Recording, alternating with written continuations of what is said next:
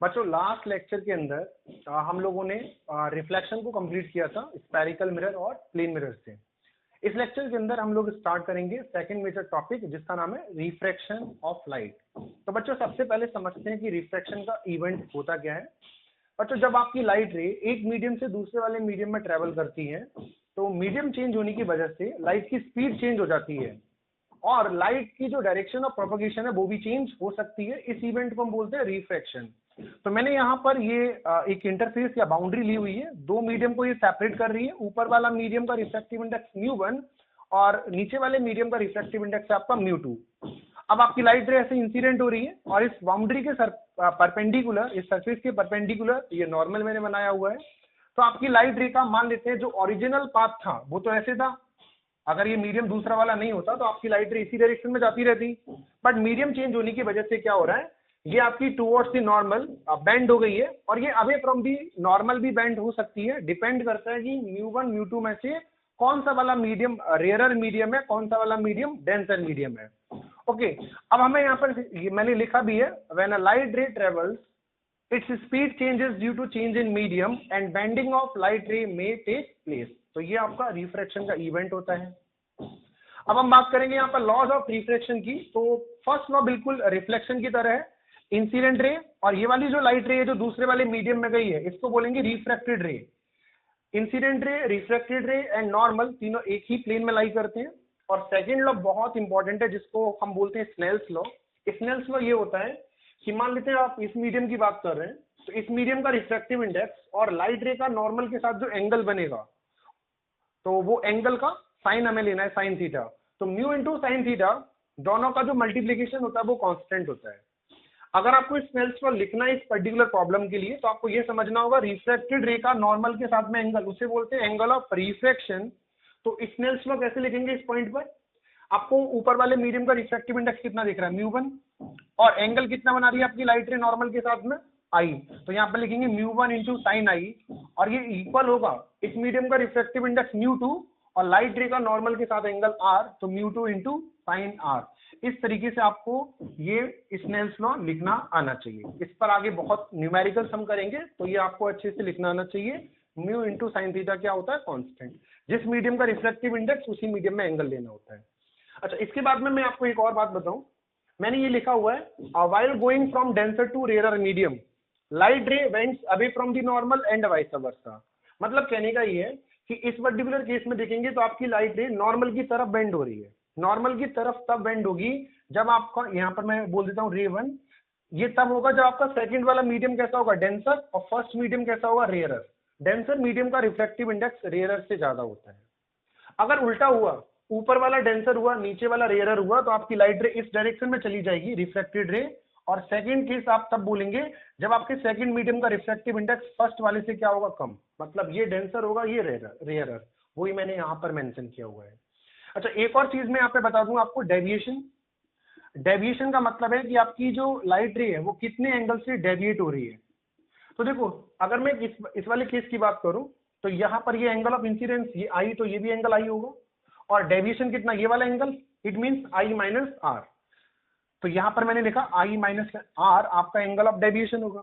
But अगर आप रे 2 के लिए देखेंगे तो बोलेंगे सर ये वाला पूरा एंगल तो आर होगा। हाँ बिल्कुल, रिफ्रैक्टेड रे का नॉर्मल के साथ। और ये एंगल कितना, ये आई है, ये आई एंगल है। तो जो एंगल ऑफ डेविएशन हुआ वो तो इतना हुआ ना, और ये कितना आएगा, आर माइनस आई। जो बड़ा एंगल होगा उसमें से छोटे वाले को माइनस करेंगे। तो कभी आई माइनस आर होगा, कभी आर माइनस आई होगा। तो आप इस पर क्या लगा सकते हैं, मॉड। जो भी बड़ा हो, छोटे, दोनों का जो डिफरेंस होगा वो आपका एंगल ऑफ डेविएशन आ जाएगा। अच्छा, मैंने यहाँ पर एक स्पेशल केस भी बनाया है। आपकी ये बाउंड्री है और इस बाउंड्री पर परपेंडिकुलर आपकी रे इंसिडेंट हो रही है, मतलब नॉर्मल के अलॉन्ग हो रही है। और नॉर्मल के अलॉन्ग होगी तो आपका एंगल ऑफ इंसिडेंस कितना होगा, I0। आप स्नेल्स लॉ से देखो, अगर I0 तो साइन I0 और इधर सब कुछ जीरो हो जाएगा तो R भी कितना होगा, 0।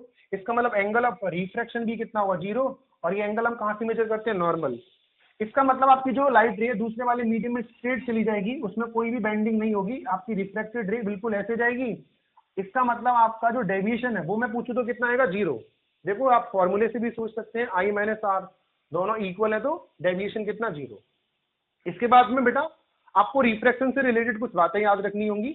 रिफ्रैक्शन में वेलोसिटी और वेवलेंथ चेंज नहीं होती, सॉरी चेंज होती है। क्यों, क्योंकि मीडियम बदल गया तो स्पीड बदल गई, और हमें मालूम है v equals to F lambda होता है, वेलोसिटी बदलेगी तो वेवलेंथ भी बदलती है। क्यों?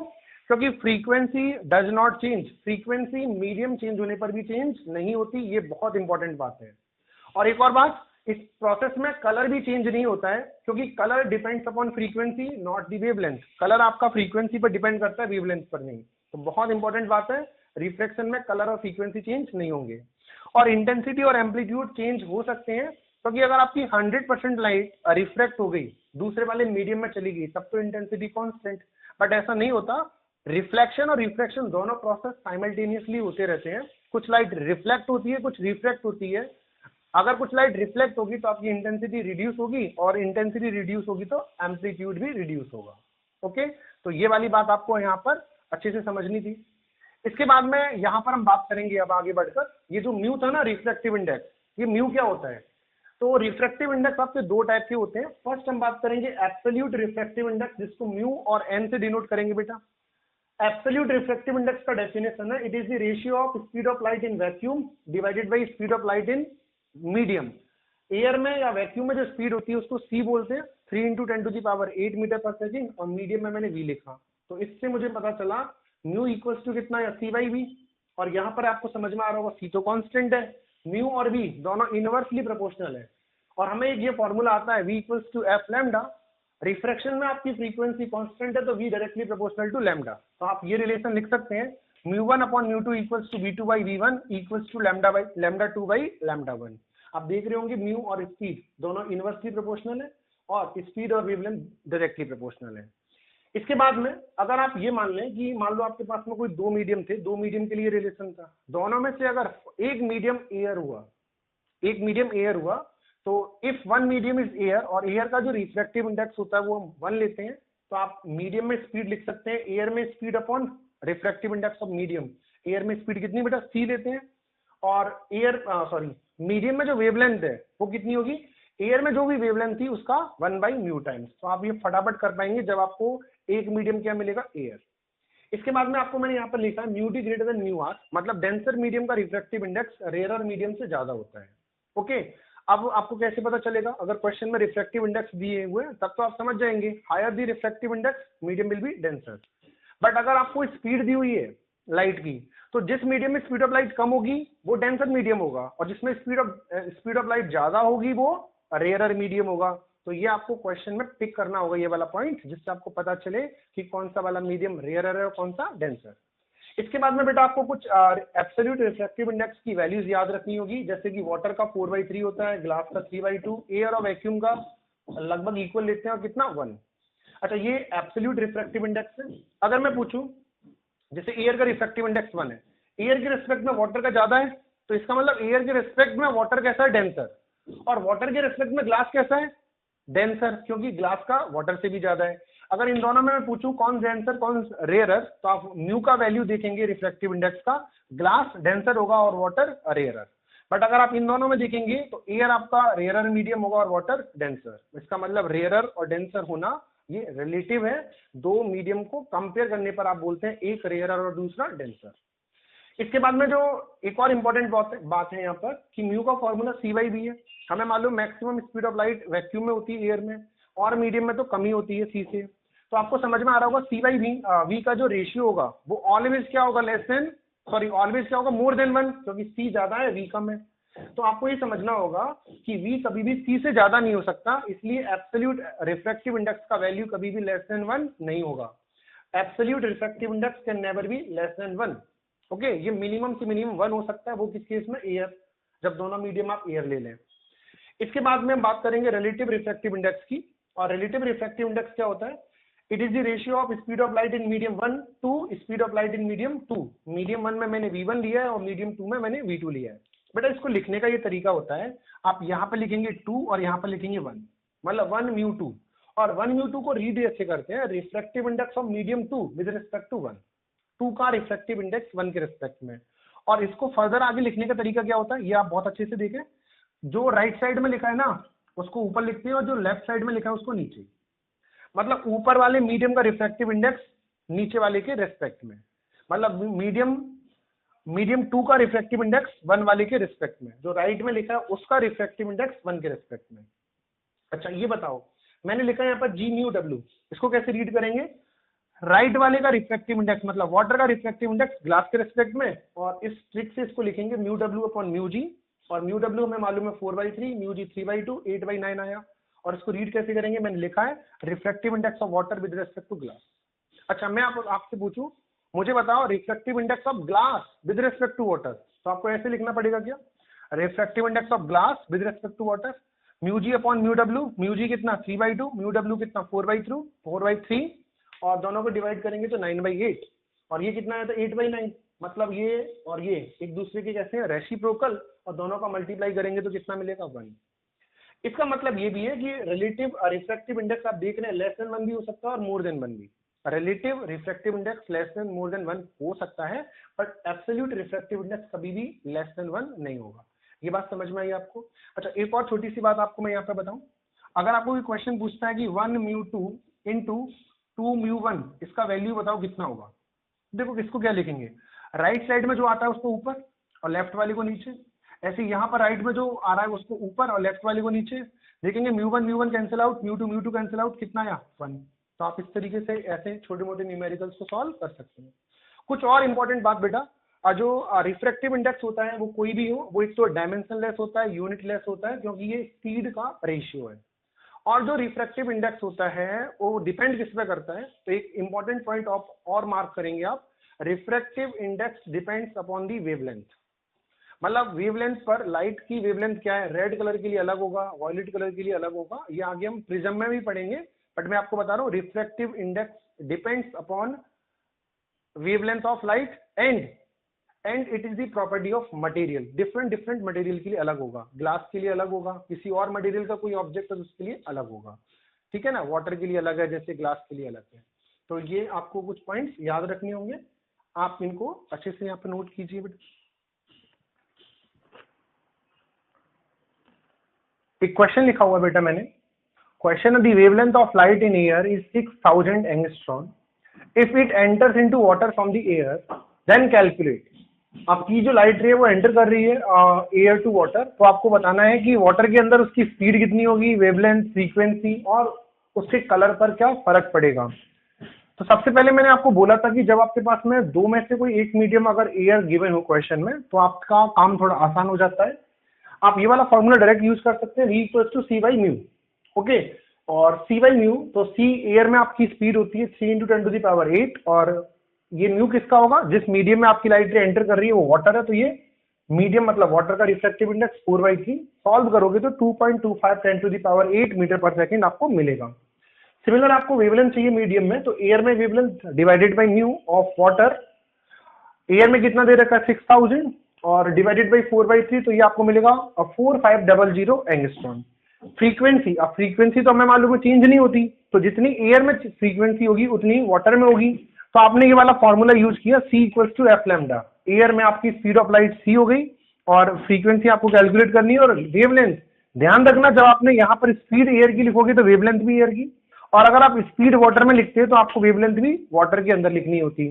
तो अभी मैंने यहाँ पर C एयर में स्पीड लिखी है, डिवाइडेड बाई एयर में वेवलेंथ कितना 6000 एंगस्ट्रॉन में दे रखा है, उसको आप मीटर में कन्वर्ट करेंगे तो 10⁻⁻10, तो आपको फ्रीक्वेंसी मिलेगी 5 × 10⁻14 हर्ट्ज। और हमें मालूम है इतनी फ्रीक्वेंसी वाटर के अंदर भी होगी, क्योंकि फ्रीक्वेंसी डज नॉट चेंज। तो यहाँ पर लास्ट क्वेश्चन में पूछा था कि will the colour of light change, तो हमें मालूम है फ्रीक्वेंसी चेंज नहीं होगी तो कलर भी चेंज नहीं होगा, because colour is the property of frequency. तो यहाँ पर लिखा है no effect on colour, it remains same. Okay, ये 3 क्वेश्चन समझ में आए। इसके बाद में बेटा एक और कॉन्सेप्ट समझ लो या क्वेश्चन समझ लो। क्वेश्चन ये time taken by the light to cross a medium. Question में आपको एक मीडियम दे रखा है जिसका लेंथ कितना L, इसको ज्योमेट्रिकल पाथ लेंथ बोलते हैं L को, और इसका मीडियम का रिफ्रैक्टिव इंडेक्स म्यू है और एक लाइट ट्रेवल कर रही है। तो क्वेश्चन में बोला है कि इस मीडियम की जो थिकनेस है ना L, इसको ट्रेवल करना है, इसको क्रॉस करने में कितना टाइम लगेगा लाइट को। तो बहुत सिंपल है, आपको मालूम है टाइम का फॉर्मूला होता है distance upon speed.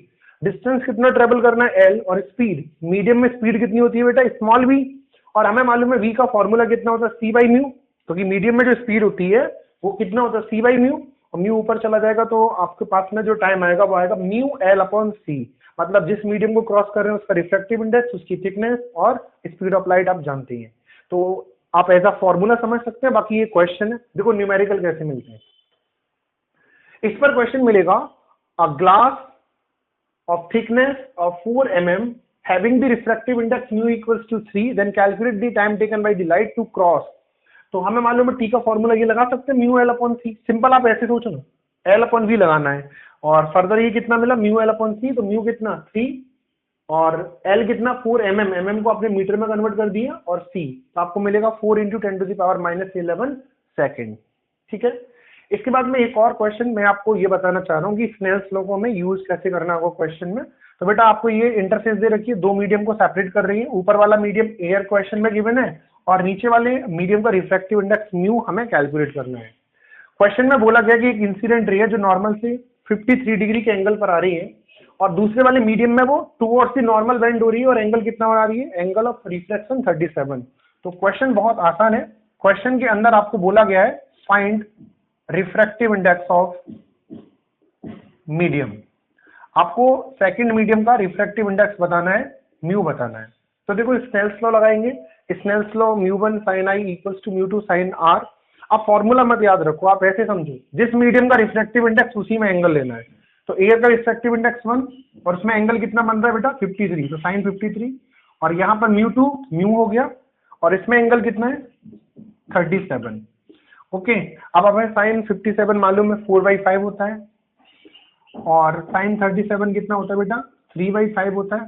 5 cancel out हो जाएगा तो आपको म्यू का वैल्यू मिलेगा 4/3 और इसका कोई यूनिट होता नहीं, यूनिटलेस है, डायमेंशनलेस। तो refractive index of this medium कितना 4/3। ठीक है, इस तरीके से आपको स्नेल्स लॉ लगाना होगा। हमने इस पॉइंट पर स्नेल्स लॉ लगाया।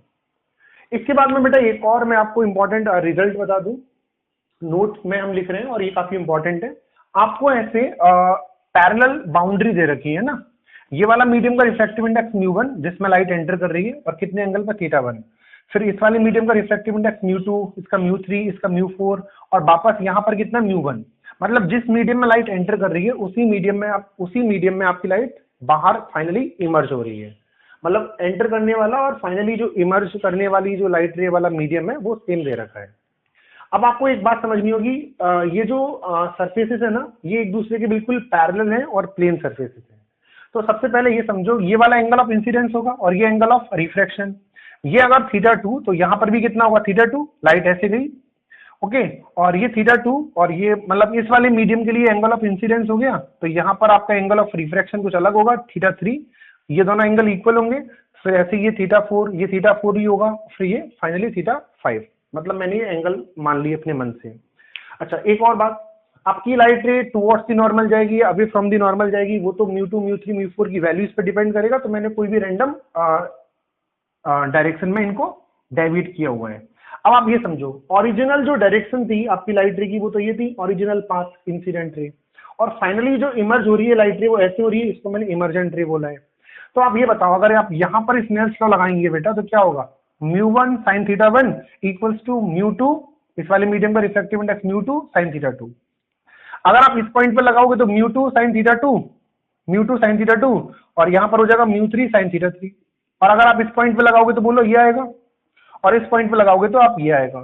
ये चार इक्वेशन आपने लिख ली 4 पॉइंट पे स्नेल्स लॉ लगाकर। ये आपको बात समझ में आई। अच्छा, इसके बाद में आप एक बात बताओ, अगर इन सबको आप ऐड कर दें, अगर आप इन सबको ऐड करेंगे तो आपको समझ में आएगा, ये इससे कैंसिल आउट हो जाएगा, ये इससे कैंसिल आउट हो जाएगा, ये इससे कैंसिल आउट हो जाएगा। मतलब μ1 sin θ1 किसकी इक्वल मिलेगा, μ1 sin θ5, क्योंकि ये वाला रिफ्रैक्टिव इंडेक्स कितना था μ1। तो μ1 कैंसिल आउट हो जाएगा। इसका मतलब sin θ1 इक्वल टू sin θ5, इसका मतलब θ1 θ5 इक्वल होंगे। इसका मतलब ये हुआ कि अगर ये वाला एंगल और ये वाला एंगल इक्वल है तो आपकी इंसिडेंट रे और फाइनल इमर्जेंट रे आपस में कैसी होंगी, पैरेलल। ये किसका साइन है बेटा, पैरेलल। बट ये तो इससे ही कंक्लूजन निकलता है कि आपकी लाइट रे जिस मीडियम में एंटर होती है अगर फाइनली उसी मीडियम में निकले तो इंसिडेंट रे और फाइनल इमर्जेंट रे आपस में कैसी होती है, पैरेलल होती हैं, बीच में चाहे मर्जी जो मीडियम हो। बस ध्यान ये रखना कि ये जो सरफेस है एक दूसरे के कैसी होनी चाहिए, पैरेलल। ओके, आप नोट करिए बच्चों। रिफ्रैक्शन का बेसिक समझने के बाद में अब हम बात करेंगे रिफ्रैक्शन एट प्लेन सरफेस। इस टॉपिक के अंदर हम apparent depth and actual depth में एक रिलेशन बनाएंगे और साथ में देखेंगे कि नॉर्मल शिफ्टिंग का फॉर्मूला क्या होता है। आपने देखा होगा बेटा इन जनरल केसेस, जब किसी भी कंटेनर में या फिर किसी भी कंटेनर में कोई भी ऑब्जेक्ट हो, मान लो उसके बॉटम पर आप देख रहे हैं कोई कॉइन डला हुआ है और आप एयर में से अगर ऊपर से उस कॉइन को देखेंगे तो आपको वो कॉइन थोड़ा सा ऊपर की तरफ दिखता है। इट मीन्स आपको जो उसकी एक्चुअल और अपेरेंट डेप्थ दिख रही है उन दोनों में आपको डिफरेंस दिखता है। तो वही यहाँ पर हम समझने वाले हैं कि वो डिफरेंस कितना होता है, वो सारी चीजें हम यहाँ पर देखेंगे।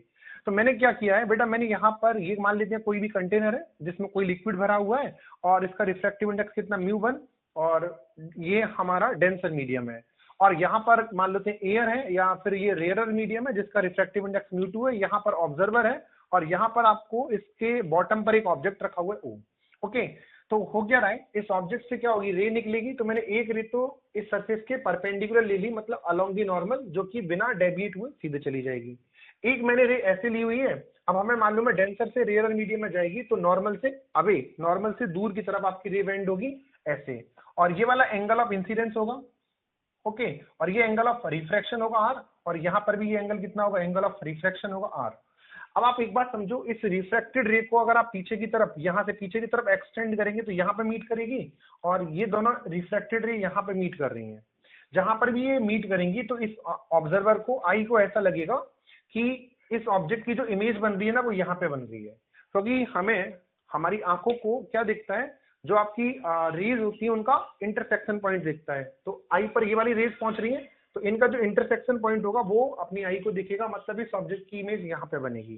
तो आपका ऑब्जेक्ट क्या हो रहा है, वो फाइनली नॉर्मली क्या हो गया, शिफ्ट हो गया, और शिफ्टिंग कितनी हुई, इतनी।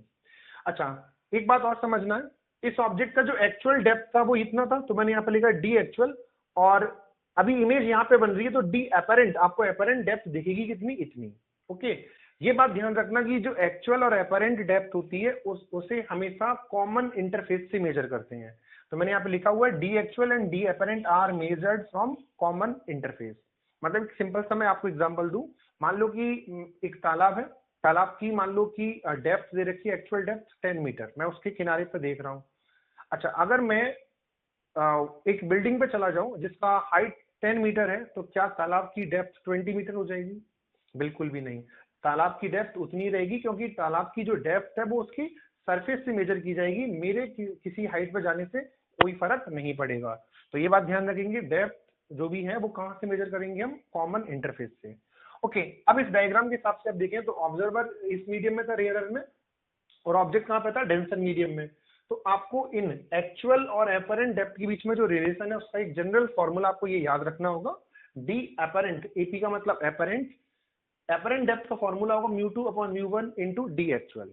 अच्छा, जब जब हम क्वेश्चंस में रियल ऑब्जेक्ट की बात करेंगे तो आपको याद रखना होगा μ2 का मीनिंग है reflective index of the medium from which we are looking at. जिस मीडियम में आपका ऑब्जर्वर होगा, जिस मीडियम से ऑब्जर्वर देखेगा, उस मीडियम का रिफ्लेक्टिव इंडेक्स μ2, और μ1 उस मीडियम का रिफ्लेक्टिव इंडेक्स होगा जिस मीडियम में आपने ऑब्जेक्ट को रखा हुआ है। अब आपको यहाँ पर बेटा दो केसेस पॉसिबल हो सकते हैं। केस वन ये पॉसिबल हो सकता है कि आपका ऑब्जर्वर रेयरर मीडियम में हो और ऑब्जेक्ट डेंसर मीडियम में हो, बिल्कुल ये वाला डायग्राम की तरह। तो इस केस में आपको दिख रहा है डी एपरेंट डी एक्चुअल से कम आ रहा है। एक ये वाला केस भी पॉसिबल हो सकता है कि आपका जो ऑब्जर्वर है वो डेंसर मीडियम में हो और ऑब्जेक्ट आपका रेयरर मीडियम में हो। तो दो केसेस पॉसिबल हो सकते हैं, बट दोनों केसेस के लिए मैंने आपको जनरल फॉर्मूला ये लिख दिया है। ये फॉर्मूला आप दोनों ही केसेस में अप्लाई कर सकते हैं। बस आपको μ2 और μ1 का ध्यान रखना होगा कि μ2 ऑब्जर्वर के रिस्पेक्ट में जो मीडियम है उसका रिफ्लेक्टिव इंडेक्स है, और μ1 उस मीडियम का रिफ्लेक्टिव इंडेक्स है जिसमें आपने ऑब्जेक्ट रखा हुआ है। मैं यहाँ पर आपको दोनों केसेस को बता देता हूँ, बट उससे पहले मैं आपको ये बता दूं कि अगर इस क्वेश्चन में आपसे ये पूछा जाए कि नॉर्मल शिफ्ट कितनी हुई, नॉर्मल क्यों बोल रहे हैं, क्योंकि ऑब्जेक्ट इसी लाइन के अलॉन्ग यहाँ पे शिफ्ट हो गया। तो नॉर्मल जो शिफ्ट है इसके इस वाले केस में शिफ्ट आप कैलकुलेट करेंगे, एक्चुअल और एपरेंट का डिफरेंस होगा, जो ज्यादा हो उसमें से कम वैल्यू को माइनस कर देंगे। तो यहाँ पर आप डी एक्चुअल में से डी एपरेंट को माइनस करेंगे तो आपको क्या मिलेगा, शिफ्ट मिल जाएगी। ओके, अब यहाँ पर केस वन में मैंने ये लिखा है, when object in denser medium and observer in rarer medium. Object denser में हो और ऑब्जर्वर रेयरर मीडियम में हो, बिल्कुल इसी डायग्राम की तरह। तो देखो आप और ये और समझ लेते हैं कि रेयरर मीडियम को हम क्या लेके चल रहे हैं, एयर लेके चल रहे हैं। आपको 99% क्वेश्चंस में जो रेयरर मीडियम होगा वो एयर ही गिवन होगा।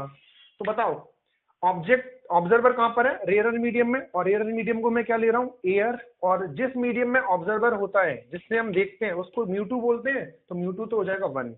और जो डेंसर मीडियम है जहां पर ऑब्जेक्ट रखा हुआ है उसके रिफ्रैक्टिव इंडेक्स को म्यू1 बोलते हैं, और उसको मैंने म्यू मान लिया। तो बताइए इस फॉर्मूले में अगर म्यू2 को 1 रख दूं, म्यू1 को म्यू रख दूं, तो आपको डी एपरेंट का फॉर्मूला मिलेगा डी एक्चुअल अपॉन म्यू, मतलब डी एपरेंट डी एक्चुअल से कम मिलेगा। ओके, और अगर आप शिफ्ट कैलकुलेट करेंगे तो इन दोनों का डिफरेंस, और डिफरेंस में डी एक्चुअल कॉमन आ जाएगा 1 माइनस 1 अपॉन म्यू। एक बात बहुत क्लियर कट समझ लो, जब आप रेयरर मीडियम से डेंसर मीडियम में देखते हैं तो हमेशा आपकी अपरेंट डेप्थ एक्चुअल से कम होगी। जैसा कि मैंने आपको बताया था कि अगर किसी कंटेनर में कोई लिक्विड भरा हुआ है, उसके बॉटम पर अगर कोई कॉइन डला हुआ है, अगर आप ऊपर से देखेंगे तो आपको कॉइन का जो डेप्थ दिखेगा वो उसके एक्चुअल से कम दिखता है। ठीक है, रेयरर से डेंसर में देखने पर आपको डिस्टेंस कम दिखती है। अच्छा, case 2, when object in rarer medium. अब आपने ऑब्जेक्ट को रेयरर मीडियम में कर दिया और ऑब्जर्वर को डेंसर में। अब हमें मालूम है जिस मीडियम में ऑब्जर्वर होता है उसको म्यू2 बोलते हैं, तो म्यू2 अब की बार डेंसर मीडियम हो गया और उसका रिफ्रैक्टिव इंडेक्स मैंने म्यू मान लिया, और रेयरर मीडियम में ऑब्जेक्ट रखा है, ऑब्जेक्ट वाला म्यू1 और एयर का रिफ्रैक्टिव इंडेक्स 1। तो इस फॉर्मूले में म्यू2 को म्यू रख दो, म्यू1 को 1 रख दो, तो आपको डी अपरेंट मिलेगा म्यू इंटू डी एक्चुअल। मतलब कहने का ये कि अब आपको डी अपरेंट डी एक्चुअल का म्यू टाइम्स मिल रहा है, मतलब ज्यादा मिल रहा है। बिल्कुल सही है। जब आप डेंसर से रेयरर मीडियम में देखेंगे, जब आप डेंसर मीडियम में खुद खड़े हैं और रेयरर मीडियम में देख रहे हैं, तो आपको डिस्टेंस ज्यादा दिखेगी, मतलब डी अपरेंट डी एक्चुअल से ज्यादा होगा। और इस केस में अगर आपको शिफ्ट कैलकुलेट करनी है तो ज्यादा कौन है, डी अपरेंट, कम कौन है, डी एक्चुअल, दोनों का डिफरेंस, तो mu minus 1 into D actual, ये आपकी शिफ्ट हो जाएगी। शिफ्ट के लिए कोई फॉर्मूला याद नहीं करना, सिर्फ जो ज्यादा हो उसमें से कम को माइनस करना है। ठीक है ना, तो ये फॉर्मूला दोनों ही केसेस के लिए एप्लीकेबल है। बस आपको ध्यान रखना है म्यू2 उस मीडियम का रिफ्रैक्टिव इंडेक्स जहां पर ऑब्जर्वर है, और म्यू1 उस मीडियम का रिफ्रैक्टिव इंडेक्स जहां पर ऑब्जेक्ट है। ठीक है, और ये रियल ऑब्जेक्ट के लिए मैंने बताया है। अगर आपको किसी क्वेश्चन में वर्चुअल ऑब्जेक्ट मिले, वैसे चांसेस कम है, तो ध्यान रखना म्यू2 उस मीडियम का रिफ्रैक्टिव इंडेक्स होगा जिसमें mu two is the refractive index corresponding to refracted rays, and mu one will be the refractive index corresponding to incident rays. ये हर टाइप के केस के लिए एप्लीकेबल होगा, बट 99% क्वेश्चन अपने पास कैसा ऑब्जेक्ट हो और रियल, तो आप ऐसे कर सकते हैं। अच्छा, इसके बाद में मैं आपको इस पर बेस्ड क्वेश्चन समझा देता हूं। और मैंने यहाँ पर ये लिखा नॉर्मल व्यू, मतलब कि हम कर क्या रहे हैं, इस सरफेस के परपेंडिकुलर देखते हैं, तभी के लिए फॉर्मूला है। ठीक है ना, सरफेस के परपेंडिकुलर देखने के लिए ही एप्लीकेबल होता है, मतलब सरफेस कर्व्ड नहीं होनी चाहिए। कैसी होनी चाहिए, बिल्कुल फ्लैट प्लेन सरफेस। अब हम बात करें यहाँ पर, ये क्वेश्चन मैंने दिया हुआ है, एक कंटेनर है, कंटेनर के बॉटम पर एक ऑब्जेक्ट है ओ, और इस कंटेनर में एक लिक्विड भरा हुआ है जिसका रिफ्रैक्टिव इंडेक्स 1.5 है, और इसकी सरफेस से डेप्थ कितनी है, 15 सेंटीमीटर, ये एक्चुअल होगी। और यहाँ पर एक ऑब्जर्वर है जो कि एयर में है, और ऑब्जर्वर और सरफेस के बीच का सेपरेशन कितना है, 12 सेंटीमीटर। क्वेश्चन में पूछा गया separation between object and observer बताना है आपको, और दूसरा आपको नॉर्मल शिफ्ट बतानी है। तो सबसे पहले ये बताइए, इस क्वेश्चन को आप देखिए, आपका ऑब्जर्वर कहां पर है, रेयरर मीडियम में, और ऑब्जेक्ट कहां पर है, डेंसर में, है ना। फॉर्मूला क्या है मेरे पास, ये वाला। तो मैं पहले तो फॉर्मूला ही लिखता हूं, डी अपरेंट इक्वल्स टू होता है मेरा म्यू2 अपॉन म्यू1 इंटू डी एक्चुअल। और हमें ये समझ में आता है म्यू2 करस्पॉन्डिंग टू ऑब्जर्वर, और ऑब्जर्वर रियर में, तो इसको 1 लिख देंगे, तो ये फॉर्मूला आपका कन्वर्ट होकर ऐसा आ जाएगा डी एक्चुअल अपॉन म्यू, जो कि मैंने अभी अभी लिखा भी था। अब आपको बस कुछ भी नहीं करना, हमें ये समझ में आना चाहिए, डी एक्चुअल यहां से मेजर नहीं करेंगे, हम डी एक्चुअल यहां से मेजर करेंगे। इसका डेप्थ एक्चुअल कितना है, 15 सेंटीमीटर, तो आपको डी अपरेंट मिल जाएगा 15 अपॉन म्यू कितना बेटा, 3/2 मतलब 1.5, तो ये तो आ गया 10 सेंटीमीटर। ओके, और दूसरा पार्ट इसमें पूछा है सेपरेशन। सेपरेशन कैसे कैलकुलेट करेंगे बेटा, तो अब एक बात बताओ, इस ऑब्जर्वर को, इसका जो इमेज दिख रहा है ना, वो इस सरफेस से कितनी डेप्थ पे दिख रहा है, 10 सेंटीमीटर, मतलब यहां कहीं इसका इमेज बन रहा है, सरफेस से कितना नीचे, 10 सेंटीमीटर। अब बताइए सेपरेशन कितना होगा, 10, तो ये, और एक्चुअल ये वाला तो रहेगा ही 12 सेंटीमीटर, क्योंकि यहाँ पर तो मीडियम चेंज नहीं हो रहा, तो ये तो 12 का 12 ही रहेगा। तो सेपरेशन आप लिखेंगे बेटा 10 + 12, इट मीन्स 22 सेंटीमीटर। और एक और क्वेश्चन इसमें पूछा गया है, नॉर्मल शिफ्ट कितनी होगी, तो शिफ्टिंग कैसे निकालेंगे, शिफ्टिंग तो ये हुई ना बस, ये वाली, बोलो टोटल कितना था 15, ये कितना 10, तो ये 5 सेंटीमीटर शिफ्टिंग आ जाएगी, मतलब D actual minus D apparent आप करेंगे तो 5 सेंटीमीटर आपको शिफ्ट मिलेगी ऊपर की तरफ। क्लियर। इसके बाद में एक और क्वेश्चन है। क्वेश्चन में बोला गया है कि कंटेनर है, कंटेनर में एक लिक्विड भरा गया h हाइट तक और म्यूस का कितना 4/3, इसके बॉटम पर एक ऑब्जेक्ट है और उसको एक माइक्रोस्कोप की हेल्प से देख रहे हैं। क्वेश्चन की लैंग्वेज पढ़ते हैं। A microscope is focused on the bottom, मतलब पहले ही कंटेनर खाली था तो माइक्रोस्कोप से हम क्या कर रहे थे, कंटेनर के बॉटम को देख रहे थे। when liquid is when liquid is filled up to height h, then microscope has to shift it upward by 2 centimetre. जब इस कंटेनर में हमने लिक्विड भर दिया तो माइक्रोस्कोप को बॉटम पर फोकस करने के लिए हमें 2 सेंटीमीटर अपवर्ड शिफ्ट करना पड़ा। माइक्रोस्कोप को ऊपर क्यों शिफ्ट करना पड़ा? वो इसलिए क्योंकि इस ऑब्जेक्ट की रिफ्रैक्शन की वजह से जो इमेज बन रही होगी, क्योंकि आपने लिक्विड फिल कर दिया ना, तो वो यहाँ पे बन रही होगी कितना ऊपर, 2 सेंटीमीटर ऊपर। मतलब ये जो बॉटम था वो 2 सेंटीमीटर ऊपर चला गया। तो फिर आपको माइक्रोस्कोप को बॉटम पे फोकस करने के लिए कितना ऊपर ले जाना पड़ेगा, 2 सेंटीमीटर।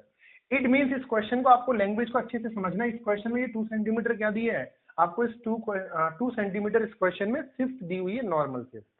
अब देखो आपका ऑब्जर्वर कहां पर है, ये तो एयर है रेयरर मीडियम में, और ऑब्जेक्ट कहां पर है, डेंसर मीडियम में। तो बताइए शिफ्ट का फॉर्मूला क्या लगा सकते हैं? शिफ्ट का फॉर्मूला ज्यादा कौन होगा, D actual minus D apparent, और ये कितना मिलेगा, डी एक्चुअल कॉमन ले लेंगे 1 - 1 अपॉन म्यू, क्योंकि डी एपरेंट होगा डी एक्चुअल अपॉन म्यू। बस शिफ्ट कितना 2, डी एक्चुअल कितना मुझे एच कैलकुलेट करना है, 1 माइनस म्यू कितना 4/3, 3 ऊपर जाएगा 3/4, 1/4 बचेगा, तो एच मिलेगा आपको 8 सेंटीमीटर। तो इस क्वेश्चन का जो आंसर होगा वो होगा 8 सेंटीमीटर। ठीक है, तो अच्छे से इसको आप देखिए, बहुत आसान है, नोट करो बच्चों। एपेरेंट और एक्चुअल डेप्थ के रिलेशन पर मैंने एक और क्वेश्चन लिखा है, काफी स्टैंडर्ड क्वेश्चन है। इस क्वेश्चन में बोला क्या गया है, यहाँ पर एक वर्ड दे रखी है जो कि इस वाटर सरफेस से 18 सेंटीमीटर ऊपर है और एयर में है, और इस सरफेस से 12 सेंटीमीटर नीचे डेप्थ में एक फिश दे रखी है, मछली दे रखी है, और वाटर का रिफ्रैक्टिव इंडेक्स 4/3 है। आपको इन दोनों के बीच का सेपरेशन कैलकुलेट करना है इस पर्टिकुलर इंस्टेंट पर। बट 2 केसेस है यहाँ पर। केस वन में ये बोला गया है जब इस मछली को ये वर्ड देखती है, मतलब कि ये ऑब्जर्वर और ये ऑब्जेक्ट, और केस 2 है ये जब आपकी वर्ड को आपकी फिश देखती है, मतलब कि ये ऑब्जर्वर होगी और ये ऑब्जेक्ट। तो आपको देखना होगा कि अगर मछली को चिड़िया देखती है तब सेपरेशन कितना होगा, और चिड़िया को जब मछली देखेगी तो उन दोनों के बीच का सेपरेशन कितना लगेगा। तो इस क्वेश्चन में सबसे पहले आपको ये समझना होगा केस 1। एक तो एक बात आपको समझ में आ रहा होगा, जो रेयर मीडियम है वो कैसा है, एयर है ना। तो पहले वाले केस में क्या है कि मछली को कौन देख रही है, चिड़िया देख रही है, मतलब कि ये ऑब्जर्वर हो गया और ये ऑब्जेक्ट हो गया। ऑब्जेक्ट किसमें, रेयरर मीडियम में है, और ऑब्जेक्ट किसमें, डेंसर में। तो हमें मालूम है जब ऑब्जर्वर रेयरर मीडियम में होता है तो डी एपरेंट डी एक्चुअल से कम होता है, डी एक्चुअल बाई म्यू। तो एक बात समझो, चिड़िया को ये वाला सेपरेशन तो इतना ही दिखेगा क्योंकि यहाँ पर मीडियम चेंज नहीं हो रहा, तो सेपरेशन हो जाएगा एक तो एक्स तो आएगा ही आएगा, प्लस ये वाला जो वाई डेप्थ है ना वो उसको कुछ और दिखेगा और वाई से कम दिखेगा क्योंकि ये रेयरर मीडियम में और ये डेंसर में। तो हमें मालूम है क्या फॉर्मूला होता है, डी एक्चुअल अपॉन म्यू। तो डी एक्चुअल कितना, वाई, और म्यू कितना, इस वाटर का रिफ्रैक्टिव इंडेक्स। अब आपको वैल्यूज पुट करनी होगी इसमें। एक्स कितना बेटा 18 सेंटीमीटर, और वाई कितना है आपको 12 अपॉन 4/3। ये 3 टाइम्स कैंसिल होगा, 18 प्लस 9 20 सेंटीमीटर। मतलब जब आप इस चिड़िया से पूछोगे कि मछली कितने सेपरेशन पर है तो वो बोलेगी 27 सेंटीमीटर पर। अच्छा, केस 2 क्या है, जब आपकी चिड़िया को कौन देख रहा है, फिश। अब हम बात कर रहे हैं इससे, ये अपना ऑब्जर्वर है और ये ऑब्जेक्ट। अब बताइए आपका ऑब्जर्वर किसमें, डेंसर मीडियम में, और ऑब्जेक्ट कहां पर है, रेयरर मीडियम में। जब डेंसर से रेयरर में देखते हैं तो आपको मालूम है कि डी एपरेंट डी एक्चुअल से ज्यादा आता है। तो यहाँ पर एक बात समझनी होगी, सेपरेशन लिखने ना, तो इस मछली को ये वाई तो इतना ही दिखेगा क्योंकि मीडियम चेंज नहीं हो रहा, तो ये तो वाई रहेगा। हाँ, इसको एक्स नहीं दिखेगा, एक्स से ज्यादा दिखेगा। कितना ज्यादा, तो हमें मालूम म्यू टाइम्स डी एक्चुअल, तो म्यू और डी एक्चुअल कितना है बेटा, एक्स। अब आपको वैल्यूज पुट करनी होगी, तो वाई कितना दे रखा है आपको 12, म्यू कितना बेटा 4/3, और एक्स कितना बेटा यहाँ पर 18। तो ये 6 टाइम कैंसिल होगा, 6 × 4 24 प्लस 12 36 सेंटीमीटर। तो ये वाला क्वेश्चन कई बार आपको पूछा जाएगा। मैंने यहाँ पर ऐसा बोला गया है कि वर्ड ऑफ फिश दे रखी है, वो बोलेगा एक ऑब्जर्वर O1 है और एक यहाँ पर O2 है। जब O1 को O2 देखता है तब बताइए, या O2 को O1 देखेगा तब बताइए। तो ये वाला क्वेश्चन लैंग्वेज को चेंज करके कई बार आपके सामने आएगा। आपको लैंग्वेज को आइडेंटिफाई करना है और बहुत सिंपल तरीके से फॉर्मूला लगाकर क्वेश्चन सॉल्व करना है।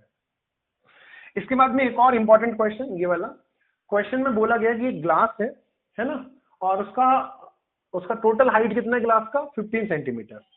क्वेश्चन में बोला गया find the value of x, मतलब मैंने इस ग्लास को कुछ हाइट तक फिल कर रखा है, मुझे मालूम नहीं है कितनी हाइट तक मैंने फिल किया है, मैंने एक्स हाइट तक इसको फिल किया है। तो क्वेश्चन में बोल रहे हैं find out the value of X for which glass appear to half field.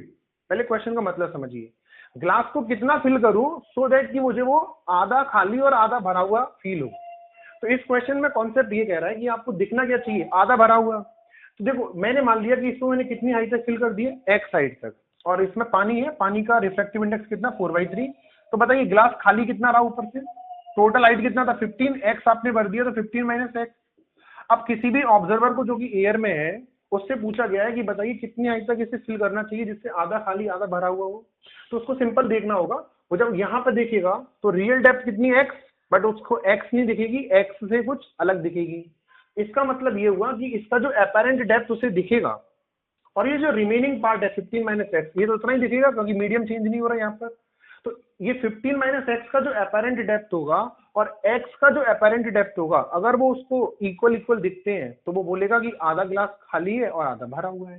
तो मैंने यहाँ पर यही वाला कॉन्सेप्ट लगाया है, apparent depth of 15 minus x, जो कि 15 माइनस एक्स ही होगा क्योंकि मीडियम चेंज नहीं हो रहा। और apparent depth of x, x का अपैरेंट डेप्थ कैसे लिखेंगे, ऑब्जर्वर रेयरर मीडियम में, ऑब्जेक्ट डेंसर मीडियम में, तो बोलो क्या होगा, D actual upon mu. D actual कितना एक्स और म्यू कितना बेटा 4/3। और यहां पर आप सॉल्व करेंगे क्रॉस मल्टीप्लीकेशन के बाद, तो ये 60 माइनस 4x इक्वल्स टू कितना 3x होगा। तो आपको x मिलेगा यहाँ पर 60/7 सेंटीमीटर। मतलब आपको ग्लास को इतना फिल करना होगा, तब आपको ग्लास आधा खाली दिखेगा आधा भरा हुआ।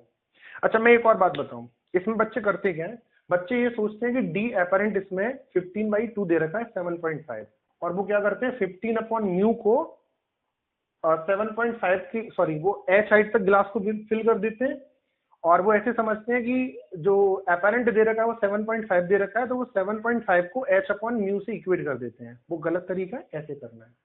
और एक और बात कॉमन सेंस लगाइए, ग्लास हमें आधा भरा हुआ कब लगेगा, जब उसे आधा भरूं या आधे से ज्यादा।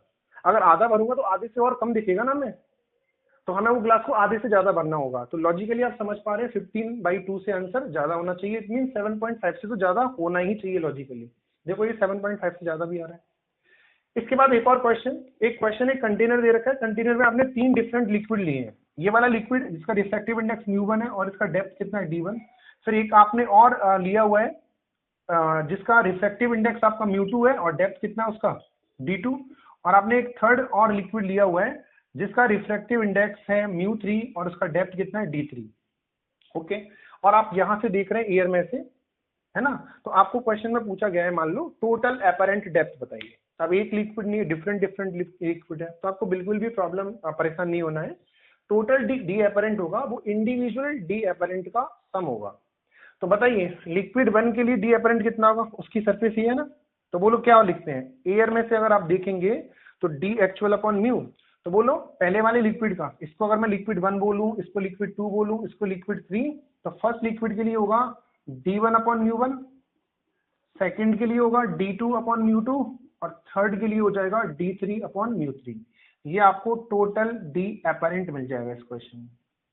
अच्छा अगर क्वेश्चन में 2 ही लिक्विड होते हैं, है ना, इफ और 2 लिक्विड होते हैं साथ में, ऐसा बोला जाता है कि मान लेते हैं d1 और d2 इक्वल है, दोनों का डेप्थ इक्वल है। कंटेनर में सिर्फ 2 लिक्विड होते हैं और बोलते हैं कि उनका डेप्थ इक्वल है फॉर 2 लिक्विड। तो बोलो ये क्वेश्चन किस तरीके से चेंज हो जाता। तो बस आपका जो डी अपैरेंट होता ना बेटा, फिर वो लिखते हैं हम D upon mu one plus D upon mu two, और आप चाहो तो यहाँ से डी कॉमन ले लेते हैं, तो आंसर आता है आपका म्यू1 प्लस म्यू2 अपॉन म्यू1 म्यू2। तो 2 लिक्विड के लिए इस तरीके से क्वेश्चन आता है। एक और क्वेश्चन ये बोला जाता है कि अगर तीनों लिक्विड को निकालकर मैं ऐसा कौन सा लिक्विड भरूं जितनी इन तीनों से टोटल अपैरेंट डेप्थ मिल रही है, उस लिक्विड से भी उतनी ही टोटल अपैरेंट डेप्थ मिले। मतलब ओवरऑल उस लिक्विड का कितना रिफ्रैक्टिव इंडेक्स होना चाहिए वो हमें बताना होगा। तो इसका मतलब आपको इक्विवेलेंट रिफ्रैक्टिव इंडेक्स अगर पूछा जाए, इक्विवेलेंट इन तीनों का इक्विवेलेंट रिफ्रैक्टिव इंडेक्स पूछा जाए इस कॉम्बिनेशन का, तो उसका सिंपल फॉर्मूला होता है total real depth upon total apparent depth. Total real depth कितनी है बेटा इस क्वेश्चन के हिसाब से अगर मैं लिखूं तो d1 plus d2 plus d3, और टोटल अपैरेंट डेप्थ कितनी मिली है d1 upon mu one plus d2 upon mu two plus d3 upon म्यू3। तो ये इस क्वेश्चन में म्यू हो जाएगा इफेक्टिव और इक्विवेलेंट और म्यू कॉम्बिनेशन। ठीक है, आप नोट करिए बच्चों। अब हम बात करने वाले हैं यहाँ पर normal shift by the glass slab. बच्चों मैंने यहाँ पर ग्लास स्लैब ली हुई है जिसका थिकनेस टी है और इसके मटेरियल का रिफ्रैक्टिव इंडेक्स म्यू, और इसका जो दोनों तरफ सराउंडिंग मीडियम है वो मैंने एयर लिया हुआ है।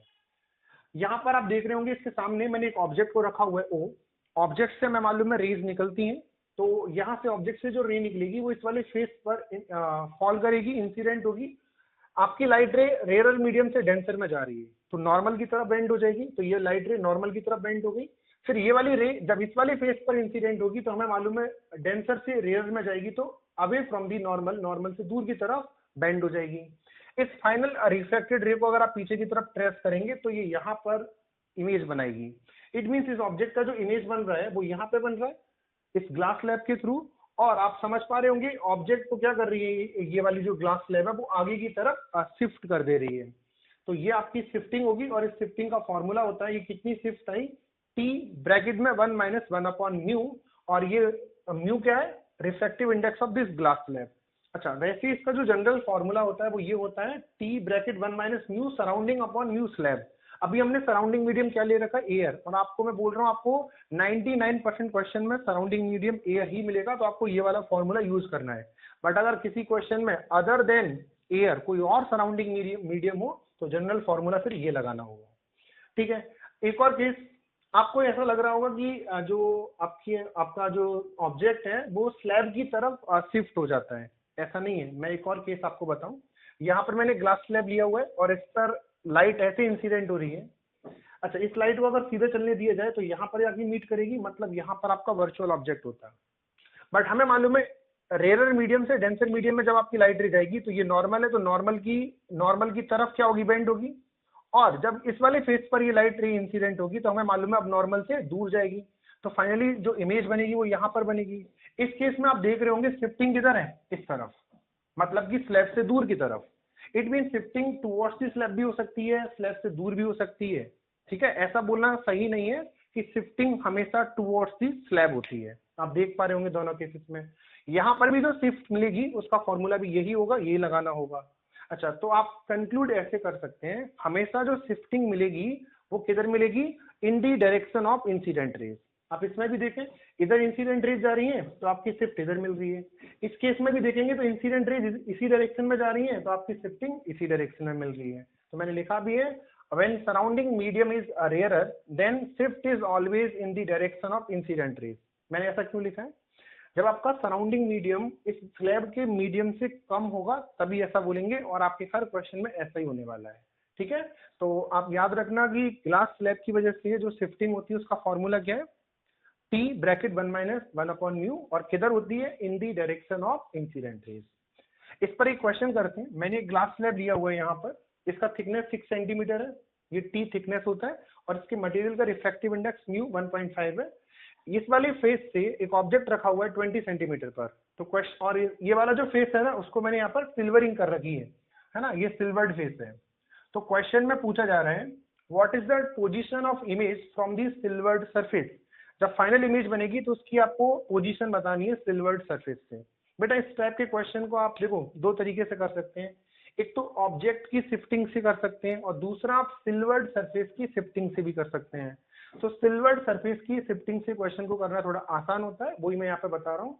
आपकी ये ओरिजिनल सिल्वर्ड सरफेस थी। सबसे पहले आपको करना क्या होगा, आपको नॉर्मल शिफ्ट का वैल्यू कैलकुलेट करना होगा।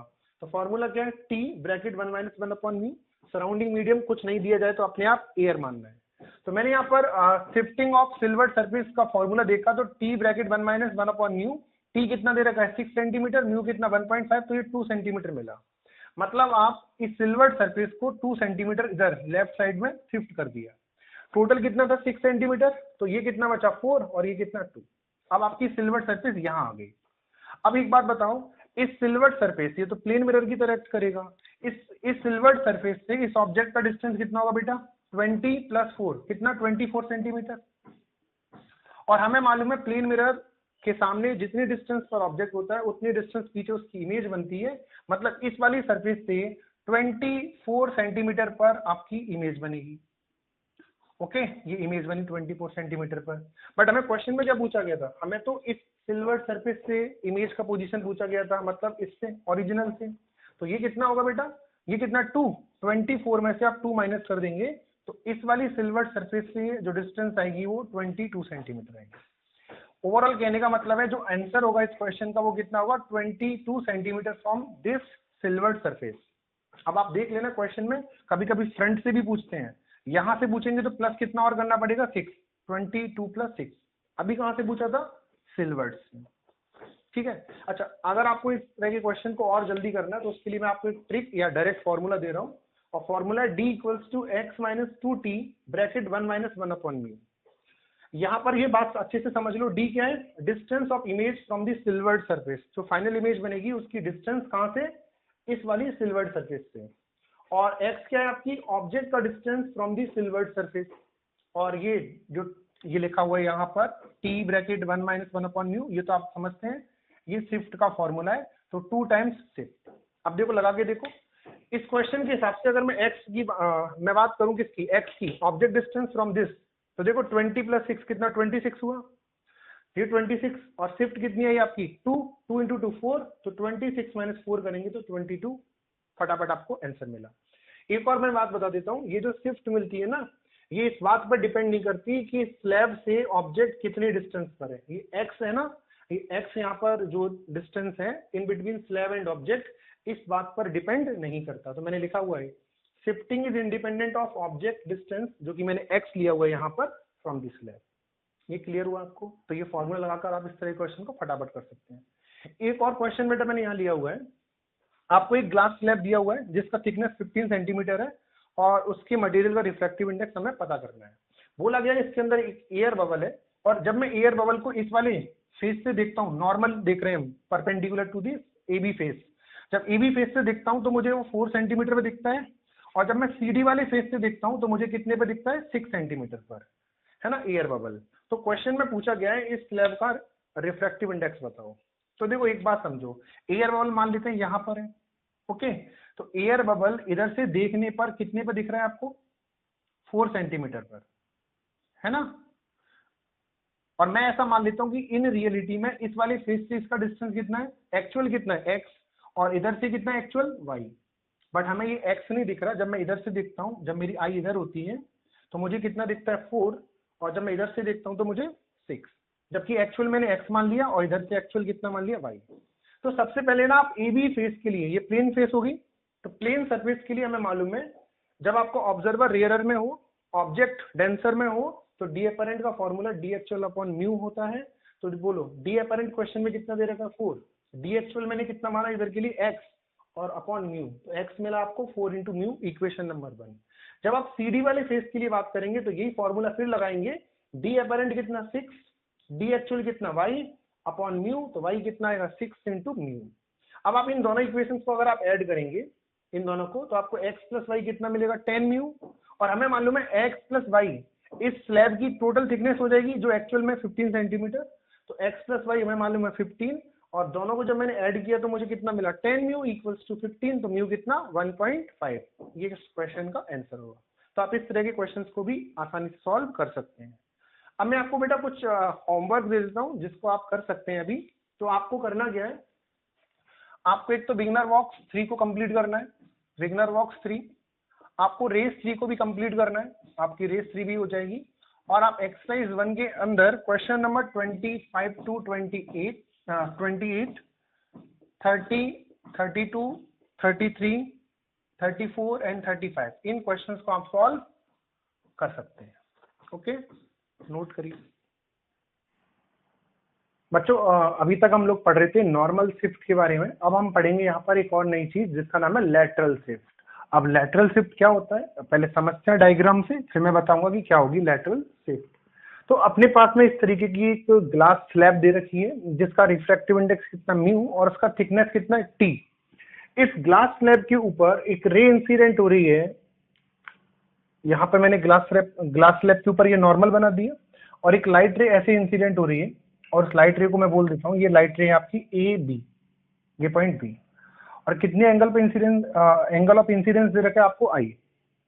अब होगा क्या, लाइट रे एयर से इस मीडियम में एंटर करेगी तो रिफ्रैक्शन होगा और हमें मालूम है रिफ्रैक्शन होगा तो रेयरर से डेंसर जाएगी तो क्या होगा, away from the sorry rarer से डेंसर जाएगी तो टुवर्ड्स दी नॉर्मल ये रे बैंड हो जाएगी, तो कुछ ऐसे बैंड हो जाएगी। इस पॉइंट को मैं बोल देता हूँ सी। अगर ये मीडियम नहीं होता तो ये लाइट रे तो ऐसी चली जाती। तो ये क्या है यहाँ पर, ये आपकी original path of incident ray. अगर मीडियम नहीं होता तो लाइट रे इसी पाथ के अलॉन्ग चली जाती। अब क्या होगा, इस पॉइंट पर अगर हम आ गए तो यहाँ पर मैं अगर वापस नॉर्मल बनाऊं तो फिर डेंसर मीडियम से रेयरर मीडियम की तरफ आपकी रे जाएगी तो अवे फ्रॉम दी नॉर्मल अब बेंड होनी चाहिए, तो अवे फ्रॉम दी नॉर्मल कुछ ऐसे बेंड हो जाएगी और इसको बोलेंगे हम इमर्जेंट रे। फाइनली ये इमर्ज हो गई, इसे बोलेंगे इमर्जेंट रे। ये जो इमर्जेंट रे है और जो इंसिडेंट रे है, देखो ये वाला मीडियम और ये वाला मीडियम सेम है। तो मैंने आपको समझाया भी था कि बहुत सारे आपके मीडियम हो, बस सबकी बाउंड्री प्लेन हो, प्लेन एक दूसरे के पैरेलल हो और प्लेन सरफेस हो, तो जिस मीडियम में रे एंटर करती है और जिस मीडियम में रे वापस निकलती है दोनों का डायरेक्शन क्या होता है, पैरेलल। तो ये और ये आपस में कैसी होंगी, पैरेलल। और ये मीट कहाँ पे करेंगी, ऐसे समझ लेते हैं इन्फिनिटी पर ये दोनों मीट करेंगी और दोनों कैसी होंगी, पैरेलल। ये कॉन्सेप्ट हम जानते हैं। ये एंगल आई है तो ये एंगल वाला, ये वाला एंगल क्या होगा, नॉर्मल के साथ में, सॉरी ये वाला एंगल नॉर्मल के साथ में रिफ्रैक्टेड रे का जो एंगल होगा उसे हम बोल रहे हैं एंगल ऑफ रिफ्रैक्शन आर। ये बी, ये सी बोल दिया मैंने। और ये वाला एंगल कितना है, ये टोटल एंगल, ये टोटल एंगल तो आई होगा। और आई में से अगर ये वाला आर में माइनस कर दूं तो ये एंगल मिलेगा मुझे आई माइनस आर। ये ध्यान से देखना, ये वाला जो एंगल होगा वो होगा आई माइनस आर। ये समझ में आई बात।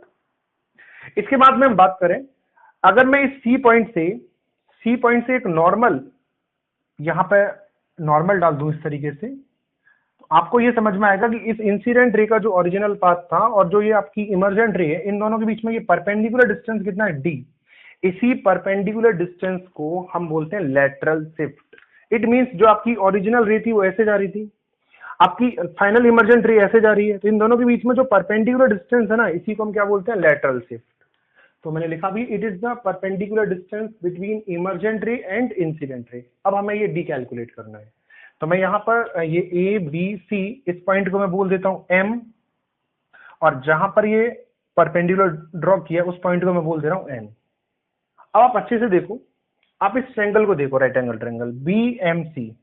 बीएमसी एक आपके पास में राइट एंगल ट्रायंगल है और ये एंगल कितना है, आर। तो यहां से इन ट्रायंगल बीएमसी आप इस ट्रायंगल में कॉस आर बताओ, कॉस आर क्या होगा, बेस अपॉन हाइपोटेन्यूज। तो बेस कितना, बीएम, और हाइपोटेन्यूज कितना, बीसी। तो बीएम अपॉन बीसी, और बीएम हमें मालूम है इस स्लैब का थिकनेस है टी, तो बीएम को मैंने टी लिख दिया अपॉन बीसी। तो यहाँ से बीसी कितना आ गया, T upon cos R, equation number 1। आपसे अगर मैं ये पूछूं कि ये बीसी क्या है, तो आप ऐसे भी बोल सकते हैं बीसी रिफ्रैक्टेड रे का लेंथ है इस मीडियम में, इस ग्लास स्लैब के अंदर। BC is the length of the refracted रे इनसाइड द मीडियम। अगर मैं बात करूं इन ट्रायंगल बीएनसी, बीएनसी कौन सा है, बीएनसी, इस ट्रायंगल में ये वाला एंगल कितना है, ये वाला एंगल है आपका आई माइनस आर। तो आप यहां से लिखेंगे sine I minus R. Sine theta क्या होता है, perpendicular means D upon hypotenuse. तो साइन आई माइनस आर हो जाएगा B N upon B C. B N कितना, बी एन आपका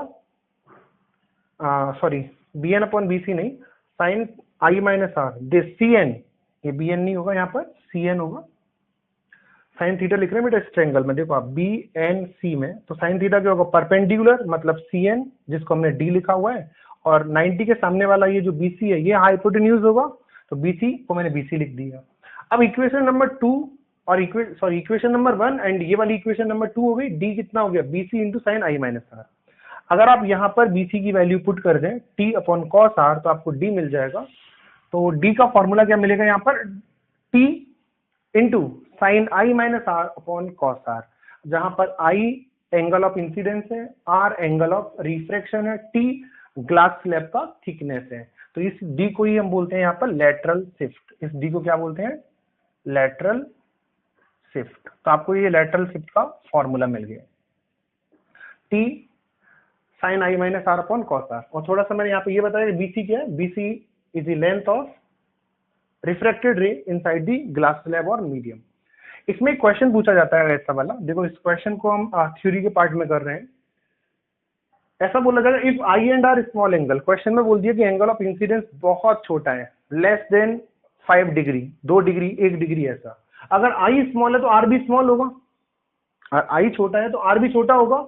तो आपको ये जो फॉर्मूला है, हमें मालूम है अगर आई बहुत छोटा है, अगर एंगल बहुत छोटा है तो आप लिख सकते हैं, मैं यहाँ पे बता देता हूँ ऐसे ही, साइन आई को सिर्फ आप आई लिख सकते हैं, और कॉस आर, आर भी छोटा है ना, जब एंगल बहुत स्मॉल होता है, टेंड्स टू 0 होता है, तो कॉस 0 की वैल्यू कितनी होती है? 1 होती है। तो कॉस आर आप 1 लिख देंगे। तो यहाँ पर आपका जो एंगल है वो कितना है? Sine I minus R. तो आप साइन को हटा देंगे, सिर्फ कितना लिखेंगे? आई माइनस आर, और कॉस आर कितना हो जाएगा? वो 1 हो जाएगा। क्यों? क्योंकि एंगल बहुत छोटा है। जब एंगल बहुत छोटा होता है तो छोटे एंगल में कॉस थीटा कितना होता है? 1 हो जाता है, क्योंकि एंगल टेंड्स टू 0, और कॉस में अगर 0 के पास वाला एंगल होगा तो वैल्यू कितनी होगी? 1। तो यहाँ से अगर मैं आई कॉमन ले लूं तो 1 माइनस आर अपॉन आई बनेगा, इक्वेशन नंबर 1।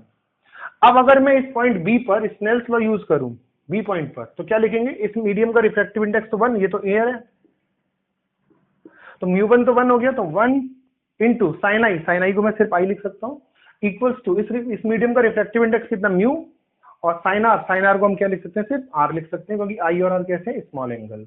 तो यहां से आपको आर अपॉन आई मिलेगा 1 अपॉन म्यू, ये इक्वेशन नंबर 2।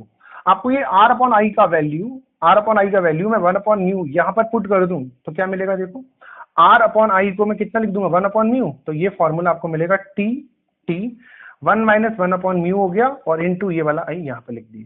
तो कई बार ये ऐसा नहीं है कि ये याद रखना है, ये आपको कई बार क्वेश्चन के फॉर्म में पूछा जाएगा, तो इससे यहाँ तक कैसे पहुंचना है वो मैंने आपको समझाया है। ध्यान रखना, जब भी स्मॉल एंगल होते हैं तो साइन थीटा को हम थीटा लिख देते हैं और कॉस थीटा को 1 लिख देते हैं, है ना। इसके बाद में मैंने यहाँ पर एक क्वेश्चन लिखा हुआ है, a ray of light falls on a transparent medium of refractive index √3 at an angle of incidence 60 degree. मतलब आई दिया है, म्यू दिया है, इफ लेंथ ऑफ रिफ्रैक्टेड रे इन मीडियम इज 5 सेंटीमीटर। ये लाइन इंपॉर्टेंट है, इफ लेंथ ऑफ रिफ्रैक्टेड रे इन a medium is 5 centimetre. अभी हमने डेरिवेशन की है, इसीलिए आपको पता है कि इस मीडियम में जो रिफ्रैक्टेड रे की लेंथ है वो बीसी है, और बीसी हमें यहां से मालूम है टी अपॉन कॉस आर। तो इसका मतलब ये बीसी दिया हुआ है। Then calculate lateral shift, D calculate करना है, डी का फॉर्मूला ये। अब अच्छे से देखो, डी कैलकुलेट करना है तो उसके लिए नीड किस किस की होगी? मुझे आई चाहिए, आर चाहिए और टी चाहिए। क्वेश्चन में मुझे टी दे रखा है, क्वेश्चन में मुझे आई दे रखा है, आर नहीं मालूम। तो आर कैसे पता चल जाएगा? आर आप स्नेल्स लॉ यूज करके पता कर लेंगे। अच्छा, टी नहीं मालूम, तो आपको बीसी मालूम है ना, रिफ्रैक्टेड रे की लेंथ मालूम है, तो आप उसको यूज करके यहाँ से टी कैलकुलेट कर लेंगे। ये अपनी प्लानिंग रही क्वेश्चन सॉल्व करने के लिए। तो सबसे पहले हम क्या लगा रहे हैं? स्नेल्स लॉ लगा रहे हैं। डायग्राम नहीं बना रहा क्योंकि साइड में डायग्राम बना हुआ है। स्नेल्स लॉ अगर मैं लगाऊं तो बोलो, एयर का refractive index 1 into angle of incidence कितना है? 60 डिग्री, और उस मीडियम का रिफ्रैक्टिव इंडेक्स कितना? √3, और इंटू साइन आर मुझे कैलकुलेट करना है। ये √3/2 होगा, √3 कैंसिल आउट हो जाएगा, तो यहाँ से साइन आर मिलेगा हाफ। इसका मतलब आर का वैल्यू आ गया 30 डिग्री। ओके, इसके बाद में आपको जो बीसी दे रखा है, बीसी इक्वल्स टू कितना है? टी अपॉन कॉस आर, ये लिखा हुआ है, BC equals to T upon cos R. और इस क्वेश्चन में हमें BC कितना दे रखा है? 5 सेंटीमीटर। तो यहां से मैं टी कैलकुलेट कर सकता हूँ। टी कैसे करूंगा? BC into cos R. BC कितना? 5, कॉस आर कितना बेटा? आर कितना? 30, कॉस 30 होता है √3/2। ओके, ये BC मिल गया, इसको इक्वेशन नंबर 1 बोल देता हूँ। अब मुझे डी चाहिए, तो डी का फॉर्मूला देखो, डी का फॉर्मूला ऊपर से देखो, टी ब्रैकेट में T into sine I minus R upon cos R. तो टी कितना बेटा? टी तो आपको यहां से मिला 5√3/2 into sine I minus R, I कितना? 60, आर कितना? 30, और अपॉन कॉस 30। आप देखेंगे कॉस 30 का वैल्यू कितना होगा? कॉस 30 का वैल्यू होगा √3/2। √3 से √3 कैंसिल आउट हो जाएगा, 2 से 2 कैंसिल आउट हो जाएगा, ओके, ये √3/2 इससे कैंसिल आउट हो गया। sin 30 का वैल्यू कितना आएगा, हाफ, और ये मल्टीप्लाई बाई 5, तो यहां से सॉल्व करके आपको 2.5 सेंटीमीटर आंसर मिलेगा। तो एक मैंने ऐसा क्वेश्चन कराया, डायरेक्ट लेटरल शिफ्ट पे क्वेश्चन नहीं कराया, जिससे आपको ये समझ में आए कि ये डेरिवेशन कराई क्यों गई है। जिस बच्चे को ये फॉर्मूला डायरेक्ट लिखाया जाएगा उसको ये आइडिया नहीं लगेगा कि हमें क्या दिया हुआ है, वो सिर्फ फॉर्मूले को देखेगा, फॉर्मूले से क्वेश्चन नहीं होगा, क्योंकि उससे लगेगा टी नहीं दे रखा। तो आपके पास में ये डेरिवेशन से ये आइडिया लग सकता है कि आप डेरिवेशन को एज ए क्वेश्चन के फॉर्म में ले सकते हैं, और उसकी हेल्प से क्वेश्चन कैसे करना होगा जिसमें डेरिवेशन का हमें नीड होगा, बट हमने की क्यों नहीं है, क्योंकि हमने साइड में ही डेरिवेशन कर रखी है। तो आपको इससे आइडिया लग रहा है कि ये क्वेश्चन कैसे करना है। ठीक है, तो ये एक अच्छा क्वेश्चन था, तो ये भी अपने आप में एक क्वेश्चन था। और ये फाइनली लेटरल शिफ्ट का फॉर्मूला आपको याद रखना है, T sin i - r/cos r, note कीजिए।